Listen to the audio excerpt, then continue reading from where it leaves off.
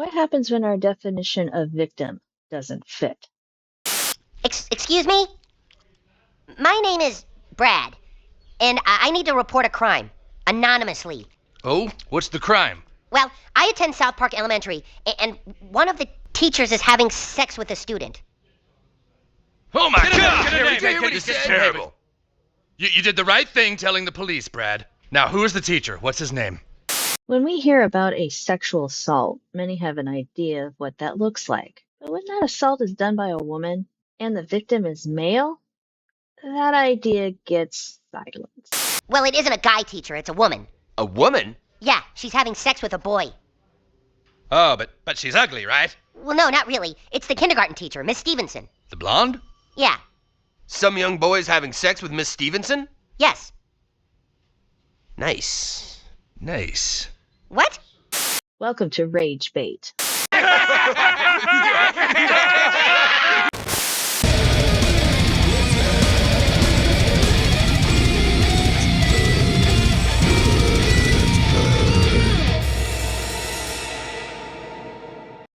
This is Rage Bait, where living is a privilege. I am your host, Commander After 40. With me today is... Go for it, Sensei.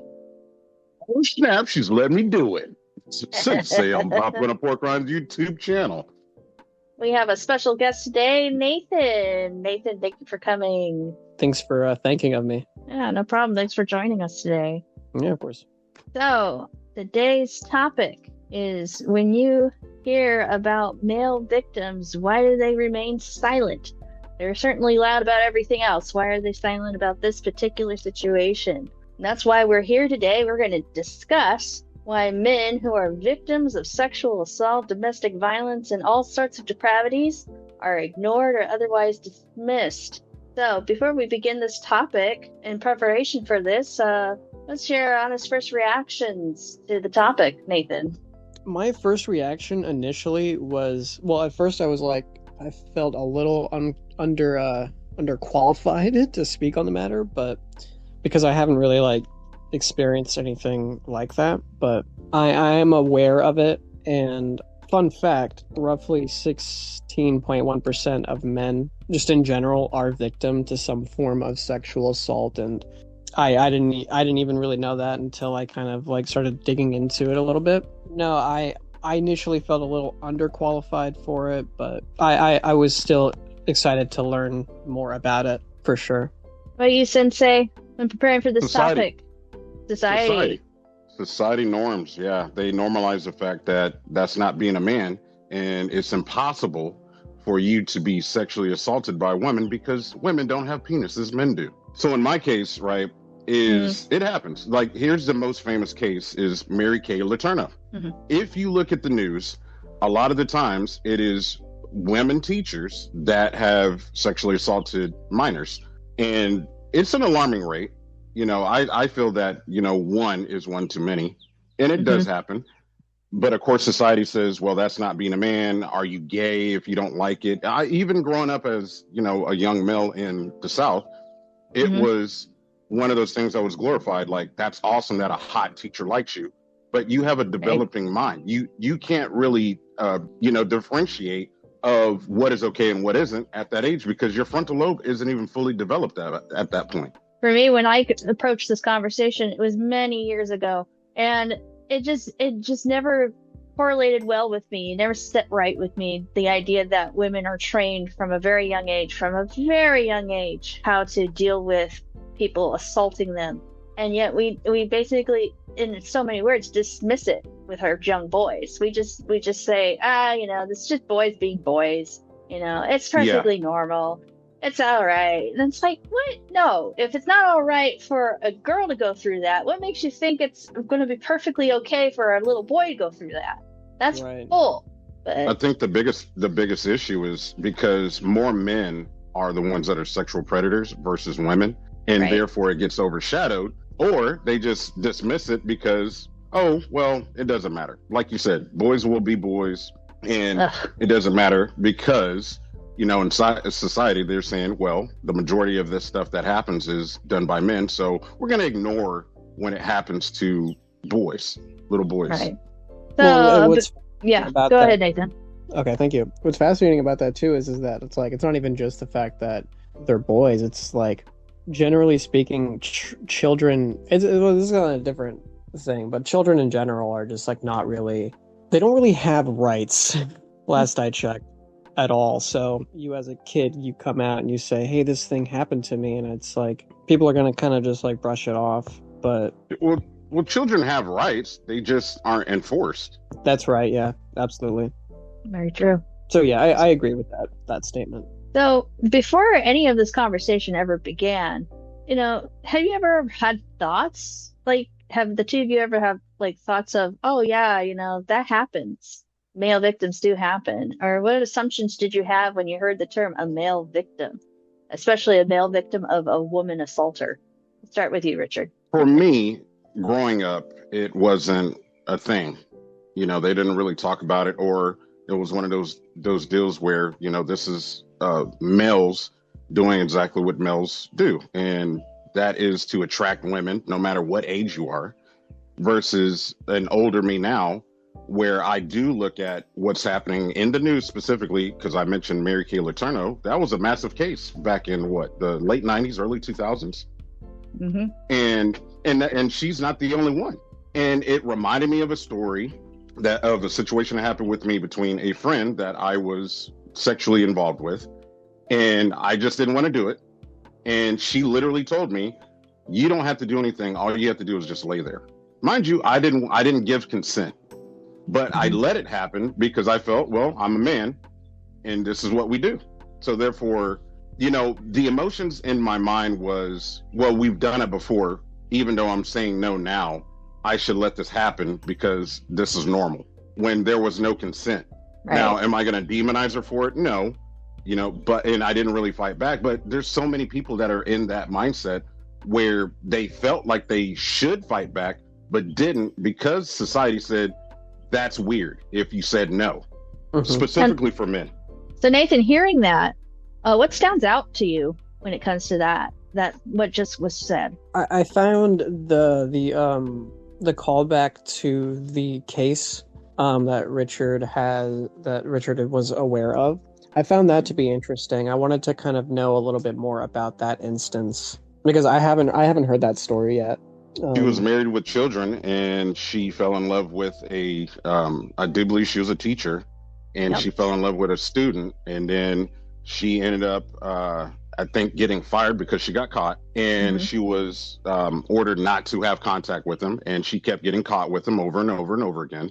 She goes to jail, and she stayed in prison for years, and then when she got out, they got back together, they got married, they had kids. Yeah, that's crazy. Oh my God. Not only that, she was a middle school teacher. So she was going after a middle schooler. Mm-hmm. That's insane. So she was like, oh no, that's just Mary. She's just messing around with the kids. But we'll tell her not to do it. And that happened how many times? Oh, multiple times. Yeah. She got like 5 years. But she's not the only one. Oh, she's not the only one. No, absolutely not. The most recent one that I got into an argument with in a forum was a high school teacher who was having an affair with a 17-year-old. And apparently the 17-year-old, and this is where it gets gray for the people that we're having this argument with, he was blackmailing not only her, but another female teacher who was also giving him sexual attention and was blackmailing them in order to get a better grade. So here's the 17-year-old being played by a woman and another woman. And then he thought, I'll just play back. And he just blackmailed them both. It was just like, oh my God. Wow, that's wow. That's insane. Oh my gosh. It was absolutely nuts. And again, as a child, you're gonna get props from your peers because you are a male with an adult that goes and does this. And that is something that is put on a pedestal where it's like, look at this kid, like he's such, he's oozing, masculinity, that this grown woman is sexually attracted to him. Children cannot give consent. Right. That's where it starts and stops. Children cannot give consent when it comes to sexual anything. Right. And to top it off, though, the thing that made that whole scenario gray was because the kid was 17. turning 18. And in our country, we say that children at 18 are legal adults. So when the kid turned 18, a lot of the charges were kind of dropped in a way. But if it was, I kid you not, if it was a female student, we'd still be hearing about it today. Yeah, it would be hella high. No matter if because that the majority of sexual predators happen to be men. And I think that's why, is because it's kind of outweighing what it really is. And in both cases, whether you're male or female, or whatever, your child is, you are a victim. And it doesn't matter what your gender is at that point, you are a victim. That but actually again, it gets overshadowed. Yeah, and that's another thing too. Does the public reaction change when the predator is female? I think it does. I think if you hear a female predator, I think one is of shock from the female population, like, why? That's weird. And then you got the other side of that coin going, nice. Yeah. And it's like, what? Excuse me? Yeah, big props. Yeah, it's crazy because it's like it's yeah, sure, you've got like the name, right? But you have the reason why they have that name is because of the same exact thing that a man would be doing. You know what I mean? It's like the male victim is doing the exact same thing a female victim is doing, but it's a completely different response. I find that to be so mind-boggling psychologically. Well, here's another one is they said, well, if your penis gets hard, obviously you want it. Yeah. Obviously. And that's not the case. And that's crazy because I've heard it before. Well, your penis got hard, so of course you wanted it. Yeah, it's like, oh, well, if you don't want it, then, and that's just... that is also the abortion argument as well. The reason why they won't allow victims of sexual assault to get abortions is because if the body truly was traumatized, it would just flush it out naturally. That's not how the body works, especially female fertile bodies. If it gets in, it gets out the same way. It doesn't matter how traumatized the body is. Yes, it does happen, but it's not a common occurrence. If a body gets fertilized, it will carry if it's healthy. That's just how it works. And you know what? I just thought of this with you saying that. Sorry to cut you off, but no, you're good. Being that, let's say it's a male and a well, I don't want to say female, with the anatomy or whatever, having a baby, and that person has this child full term. They are stuck with it while the other one is in prison. They cannot pay child support. They cannot raise that child. So now the victim has to be stuck with this situation for the rest of their lives because of somebody else. And then you have the other end of that problem too. You have these young men who are being victimized, and let's say that woman gets pregnant. It's her body, her choice, right? She carries it and she brings it to term. And she demands that man pays for it when he had no consent to the production of this person, and they have to suck it up basically. And yes, that's a horrible argument to make towards the whole situation in general. But the fact of the matter is that when you become a victim, it's like society looks at you and goes, "Too bad, so sad. You're part of the system now." Keith Lee got criticized recently because him and his wife, he said that if his wife wanted more children, he would go forward with having more children because she is the one that's carrying the baby. Because if the man comes in and says, I want more children, and she says no, he's okay with that. And a lot of people got upset about that. What do you mean? It's two people. And I look at it the same way. If my wife wants more children, being that she's the one that's going to be carrying the child for 9 months, then okay, fine, I'm all for it. If I want children and she doesn't, I'm okay with that also, because she still is the one that has to carry it for 9 months. Right. But the problem I'm having with the whole situation in this discussion is the fact that if you are a victim of sexual assault and you become a person who impregnates somebody else without your consent, and then they expect you to step up, I don't think that's a fair situation at all. Because you chose to get pregnant. You chose to carry the baby. And now you're telling this person who you violated, you're going to have to pay up. And that's what they expect from the other side, right? There might be some nuance in that. Yeah, there might be some nuances. And I think the nuance potentially could be that if he didn't want to have children, then he should have protected himself also. Condoms is a thing. Vasectomies are a thing. not doing it is a thing. Yeah, but So I feel like if there's an oopsie, you got to be held accountable with your own actions also. Yeah, but we're not talking about an oopsie. We're talking about a woman who's taking advantage of another man against Correct. his will. Hmm. So you're short saying of that getting- she took advantage of the man and then she got pregnant? Exactly. No, Shannon. I think he makes a good point. Like, oh no, I accidentally slipped and it like just it fell inside of you. I'm so sorry. I don't know what happened. And then I also went ahead and just finished. While I was there, I might as well. Yeah.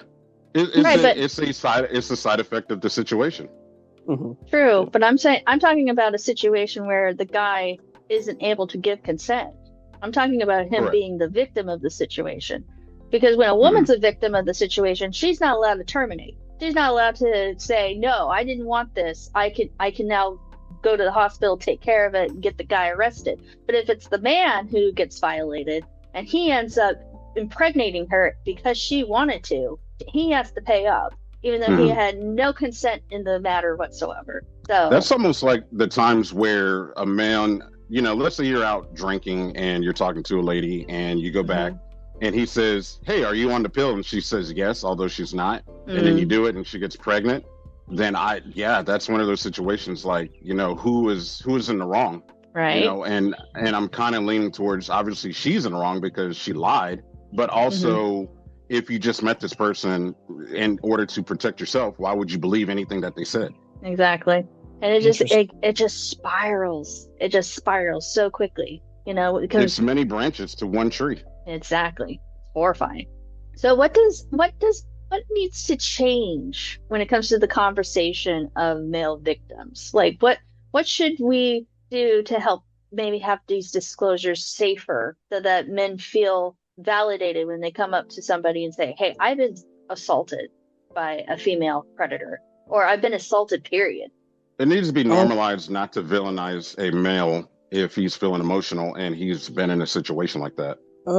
Yeah, I agree. I think that what needs to happen more is I think there needs to be more facilities or areas where a man can feel safe in kind of talking about it. Because I know that I'm sure there's plenty of like things that are, I don't know what the word is, but I'm just gonna, like, for a lack of a better term, I'm just gonna say, like, how like places have like these rooms where individuals can come in and they can talk about their things and then get rehabilitated in some way, something kind of like that, or just more safe spaces for an individual to talk about it, Like a confessional?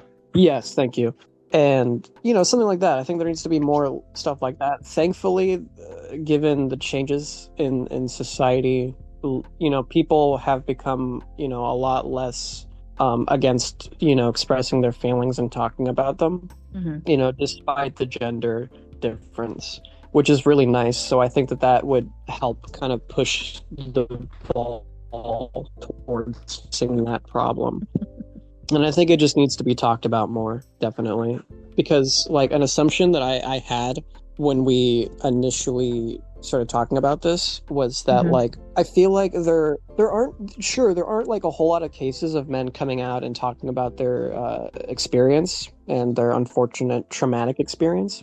But I think that doesn't necessarily mean that there is just that specific amount of people. I feel like because of the stigma and the and everything else, that's like why we don't hear as much about it, and therefore there's like much going on for that statistic. Yeah, men just don't feel comfortable sharing their emotions and feelings because they might feel that it's very feminine or it's not very manly. We're human at the end of the day. Everybody is human and we all have emotions, and society said men have to act this way in order to be labeled as a man, and so on and so forth. Yeah, absolutely. Yeah, and I don't know. I'm not like, and I feel like that's applicable for a lot of different things too. It's not even just sexual assault, Right. There are a lot of cases of men just feeling, or like, I mean, you can go outside and you can meet a guy, and no matter who or where it is, it's always going to be a dude who just never really truly says, what's going on in their minds, and it's always just so much. But as far as sexual assault goes, to most men, that's just another thing to kind of compartmentalize and just like let fester, you know what I mean? Yep. Mhm. And that's what happened because that's what society said. You know, you got to bottle that up. And that didn't happen. You know, where you're fighting against your own emotions because, hey, I didn't give consent and this happened, but I'm just going to Mhm. let it go because I'm a guy. Because society Right. said, well, if I come out and I say anything, oh, well, now you're being, feminine-esque and you are very emotional. And that's not what guys do. Prime example, I had this buddy of mine, he was a Marine, and he looked like he was having some type of mental breakdown. I don't remember what it was over, but I looked at him and I said, mind you, he's bigger than me. He's 6 foot something, about 250, 280 pounds. And I looked at him, I was like, man, it's okay to cry. And I pulled him in and I hugged him and he just laid his head into my shoulder and started crying. I said, I'm not going to demean you. I'm not going to treat you any different because you're showing emotion. I want you to let it out because I'm still going to treat you the same way because something is going on in your brain. And he cried, and I never brought it up again to him. I never made fun of him. I never went out there and tried to belittle him, saying, look at this guy. He's a big ass Marine. He's a double dog. And here he is crying. No, he's a person. He's a human. So the normalization needs to be is that you do talk about your emotions and talk about things that happen to you, whether you're male presenting or female presenting or whatever it may be, because across the board, it's just wrong. It's bad. And it does happen to little boys. That's why we're having this podcast right now about it, because more men need to talk about their experience when it came to not giving consent, because it happens to males. It might not happen as often as it does to our counterparts, but it happens. Absolutely. Yeah. Absolutely. Just to address the elephant in the room and wrapping this up, this conversation isn't to replace one narrative with another, which is the narrative that women are victims of sexual assault and domestic violence, that they are not being heard, that they're not getting the safety and the safe spaces that they need, and that we're trying to expand our understanding of who can be harmed and how people respond and what silence can actually mean. So I've been hearing a trend online in my spaces that I've been exploring where they're saying that men aren't suffering enough, that they have this issue that they're not suffering enough. And I think it's disappointing because as a person who has suffered, the last thing I want to happen is for someone else to suffer the same way I did. And so just because they're male and they are the higher statistic to be the person to cause suffering doesn't necessarily mean that they cannot suffer and that they should be suffering in silence. Richard, what do you think of that? Oh, me and you had that conversation about woman choosing the bear over the man. And I had another friend, we had this conversation, and she said that she would choose the man because she felt like she had a better chance of fighting the man versus fighting a bear.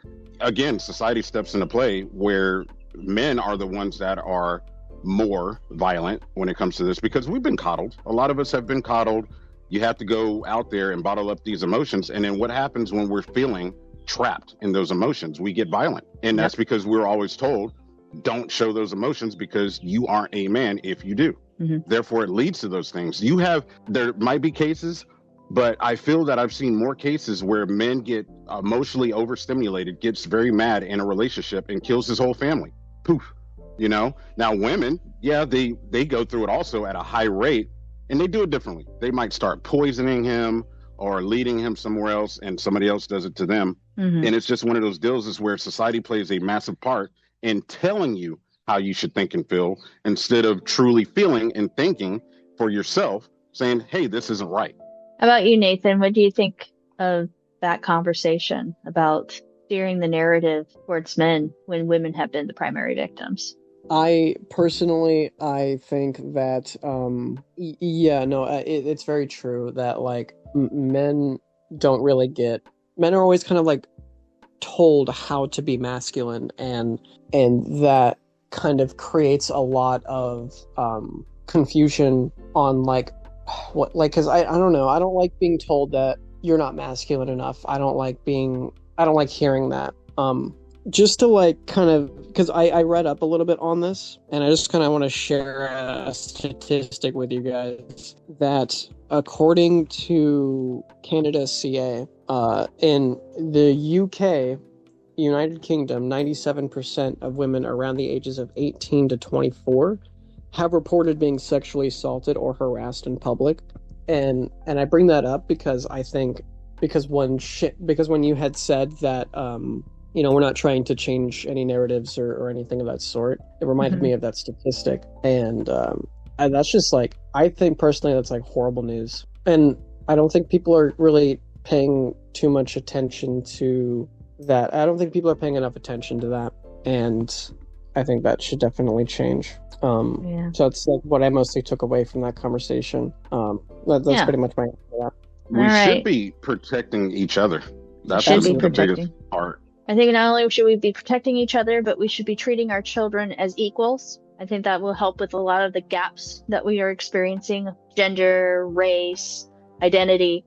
As soon as we can close those gaps and recognize that we're all equal and we're all can suffer, I think that will be our biggest turning point in redirecting the narrative to not what silence can actually mean, but whether or not we're brave enough to speak out and stop the evil that is within us. So in the end, what happens when someone doesn't fit our expectation of victimhood? We end up being silent. And that's the sad part, because, well, matter of fact, here's another example. I was having a heated conversation with my wife one day, and something snapped. I came to a realization. I said, how am I going to be upset with her not reacting the way that I would, being that we had different experiences? Therefore, I cannot expect her to react the same way I would, because she didn't go through the things that I've gone through, and I haven't gone through the things that she's gone through. So I have to accept her and her reaction of whatever it may be, the way that she's reacting to it, without basing it off my own. And I feel a lot of people do that. This is what you're supposed to do. This is how you're supposed to react based off of my experience. Just like with raising children, right? Our daughter is mainly with me because I work from home. And one day they'd ask my wife, where's your daughter? And she said, with my husband, with her dad. And they said, oh, that's cute that he's babysitting. I cannot babysit my own child, but in their minds, it is supposed to be her that always is cooking, cleaning, and raising the children. And I'm outside the home where I am working. And that's not really the case. I've done both because I look at myself as an equal to my wife. I don't think that she should just only cook and clean, because I cook and clean. I don't think that she needs to be the only one that changes diapers. I've changed more diapers than her because I'm a parent. And my child, I don't tell her, hey, this is what little girls do. This is what little girls do. We don't do that. I'm going to let her blossom and flower into whatever she is going to be. I told her myself, I said, I'm not here to indoctrinate. I'm here to educate. And then you take those things and you do with that, what you learn, whatever you will, because I'm not going to tell you how you should think and feel. You should do the thinking on your own, how you should think and feel. How about you, Nathan? Any closing thoughts? No, I mean, not really, but I will say that I really like Richard's perspective on everything. Well, thank you. It was very awesome. It was very it offered a lot, and it changed a lot of how I just kind of like view male victims in general. I had an experience that I can somewhat remember from when I was very, very little and in the foster care system. Just to kind of like relate with Richard a little bit. But I don't know. I was in the foster care home. I must have been maybe 2 or 3 at the time. And she pulls me into her room and like tries to like tell me something. I think this woman must have been like around 20 or 30. And I don't know, she had me sit on the little like futon that she had in the middle of her room. And then she was like, really wanted me to touch her feet for some reason. Oh yeah. Weird. You are a victim. That is a red flag. That's a red flag. I can't believe it. But perhaps you didn't get too far in, or your brain has naturally suppressed it, which that would be a counseling session. Yeah, no, I'm afraid I'm gonna have to take this one up with my counselor. Nice. Nice. Nice.